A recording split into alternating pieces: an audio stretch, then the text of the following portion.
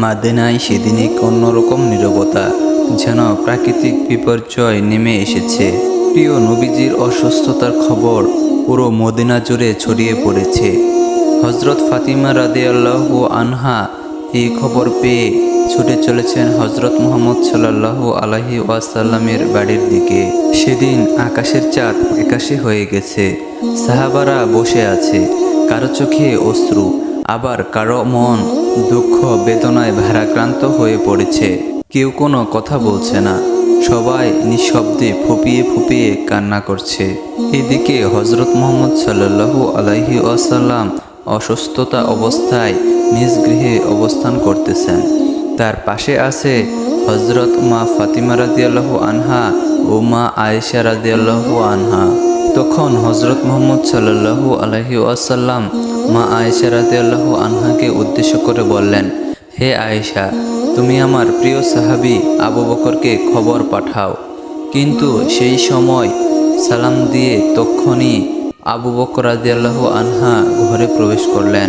তাকে খবর দেওয়ার আগেই সে বাড়িতে প্রবেশ করেছিল।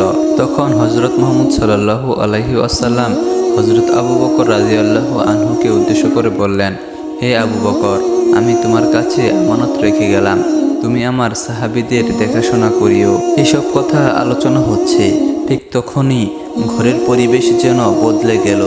দেখা গেল একটি নূর যেন তার ঘরের পাশে এসে দাঁড়িয়ে আছে। পুরো ঘর নূরের আলোয় আলোকিত হয়ে গেল। হজরত মা আয়েশা রাদিয়াল্লাহু আনহা বিস্মিত হয়ে বাইরের দিকে তাকালেন। তিনি দেখতে পেলেন বাইরে এক সুন্দর সুদর্শন পুরুষ দাঁড়িয়ে আছে। তখন হজরত মুহাম্মদ সাল্লাল্লাহু আলাইহি ওয়াসাল্লাম মা ফাতিমাকে উদ্দেশ্য করে বললেন, হে ফাতিমা, বাইরে কে দাঁড়িয়ে আছে, তুমি দরজা খুলে দাও।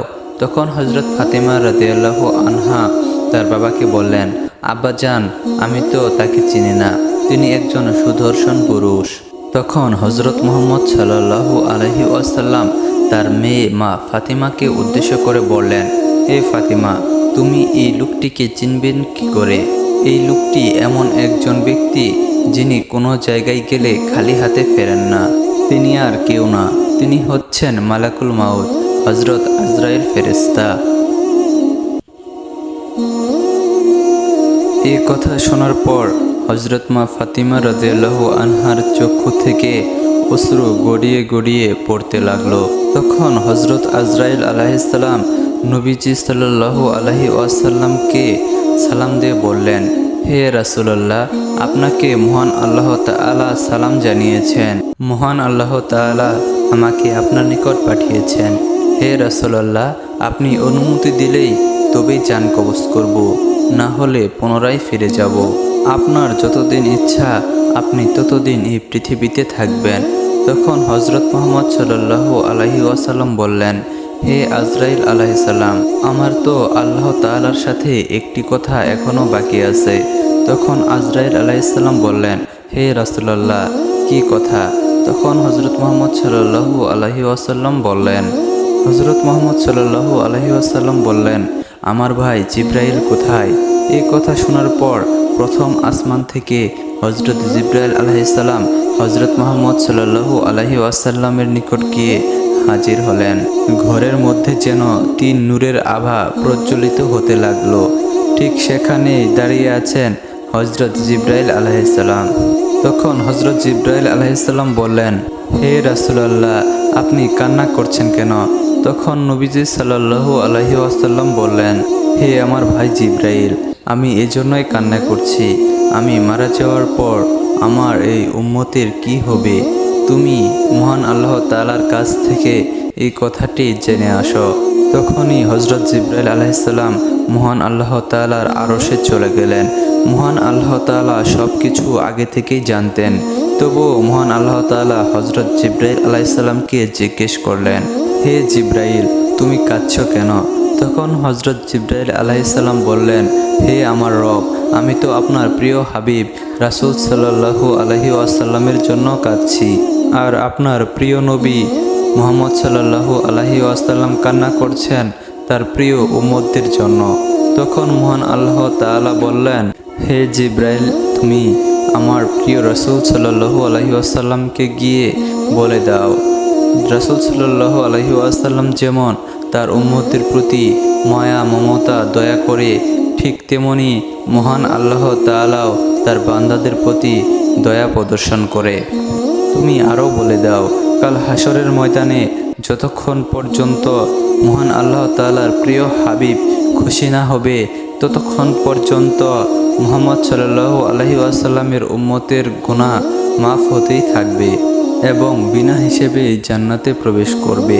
এই কথা শোনার পর হযরত জিবরাইল আলাইহিস সালাম সাথে সাথেই মহান আল্লাহ তাআলার আরশ থেকে হযরত মুহাম্মদ সাল্লাল্লাহু আলাইহি ওয়াসাল্লামের গৃহে প্রবেশ করলেন।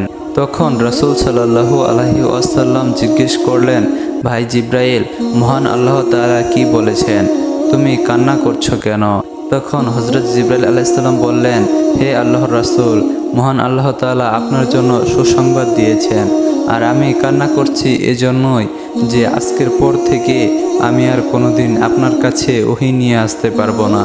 পৃথিবীতে অনেক নবী রাসূলের কাছে ওহী নিয়ে এসেছি, কিন্তু আপনার কাছে তো সবচেয়ে বেশি ওহী নিয়ে এসেছি। আজকে আমার অনেক কষ্ট হচ্ছে। তখন হযরত মুহাম্মদ সাল্লাল্লাহু আলাইহি ওয়াসাল্লাম হযরত জিবরিল আলাইহিস সালামকে সান্ত্বনা দিলেন এবং অতঃপর হযরত আজরাইল আলাইহিস সালামকে অনুমতি দিলেন। তখন হযরত আজরাইল আলাইহিস সালাম তার হাত রাসূল সাল্লাল্লাহু আলাইহি ওয়াসাল্লামের সিনার উপরে রাখলেন। তখন রাসূল সাল্লাল্লাহু আলাইহি ওয়াসাল্লাম হযরত আজরাইল আলাইহিস সালামকে অনুরোধ করে বললেন, হে আজরাইল, জান কবজের যত কষ্ট রয়েছে তুমি আমাকে দাও। তুমি আমার উম্মতদের যেন জান কবজের কষ্ট দিও না। তখন হযরত আজরাইল আলাইহিস সালাম রাসূল সাল্লাল্লাহু আলাইহি ওয়াসাল্লামকে উদ্দেশ্য করে বললেন, হে রাসূলুল্লাহ, আপনাকে চিন্তা করতে হবে না। আমি কথা দিচ্ছি আপনার উম্মতদের মধ্যে যারা নেককার বান্দা রয়েছে তাদের জান এমনভাবে কবজ করা হবে যেন একজন মায়ের কোলে একজন শিশু দুধ পান করতে করতে ঘুমিয়ে গেছে।